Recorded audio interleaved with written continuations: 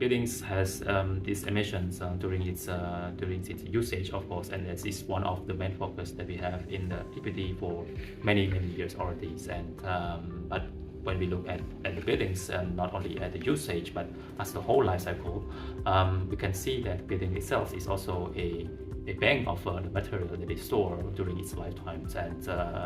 it is important for us to take into account these emissions not only at the usage but also at the production stage of this material and the construction stage of the buildings, including also like the end of the life stage of the buildings when the buildings is demolished, for example. And taking into account this whole life cycle of the buildings is very important, and it is like the main objective of this recast APD that we have at the last year. One reason it can give the user of where is the hotspot of the building. When we have the result of this kind of calculation, we know where the emission is coming from and where we can reduce the emissions, and also at the same time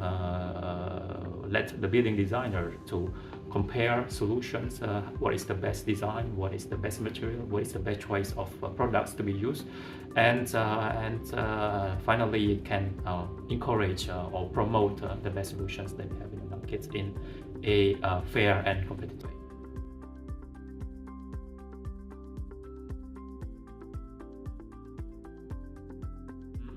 During the conceptions, or we are still in the process, of course, but when we draft all of the secondary text that we have from the EPBD, for example, the delegated regulations for the calculation methodology or the guidance, one thing that we always have to keep in mind is the fact that the situation is not the same across the European countries. Some member states are a front runner in the topics, have tackled the issue for many years, have regulations that functions, while the others are still new in this kinds of process. That is one thing. The other thing is we are also like right now in the context of simplifications, and it's true enough. What we are asking the stakeholder, the projects to do, has to be accessible for them, while at the same time we also still need to keep our ambitions, the comprehensiveness of the calculations, the ambitions that we are obliged to the climate, to the situations that we have right now. So all of this